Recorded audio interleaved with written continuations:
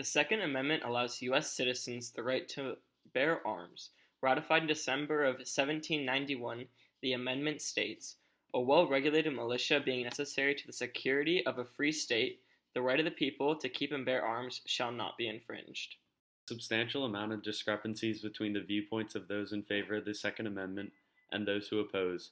We fully support the Second Amendment and are opposed to limiting the gun control rights. The right to bear arms is a unique and essential amendment, in which case there should be no laws limiting the control of these weapons. Limiting gun control rights would be a direct violation of U.S. citizens' rights.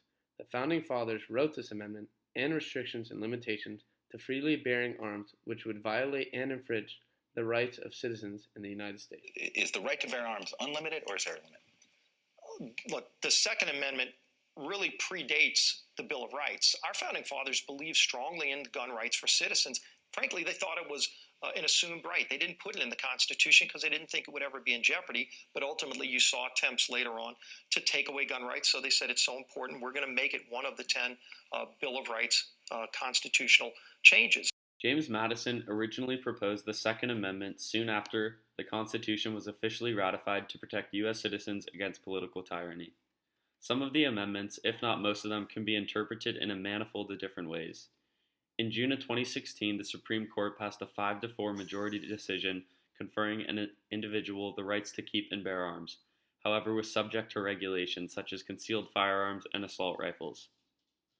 These limitations directly affect gun owners in America and numerous pro-Second Amendment groups, such as the American Firearms Institute, Citizens Committee for the Right to Keep and Bear Arms, Concealed Carry Incorporated, and various other groups.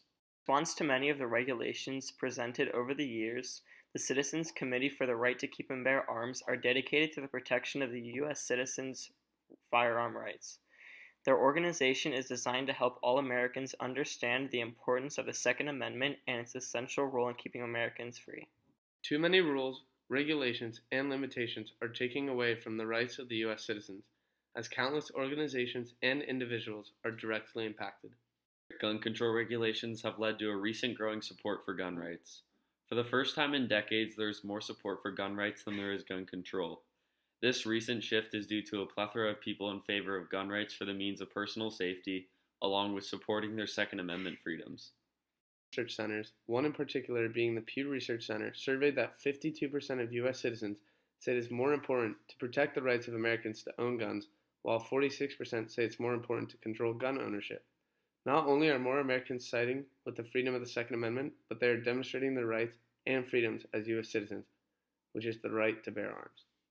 The Amendment is a telling reminder of America's long-standing relationship with guns dating back to its colonial heritage.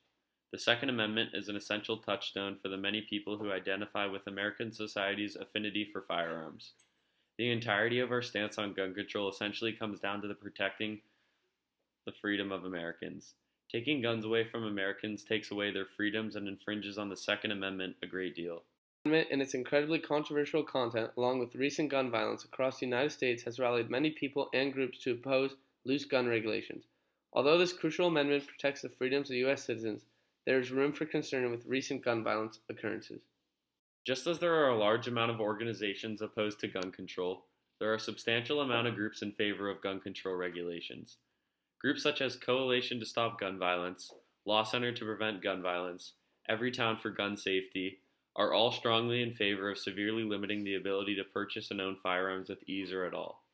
There have been many valid arguments made that purchasing weapons is too easy for felons and the mentally ill, resulting in shootings across the nation.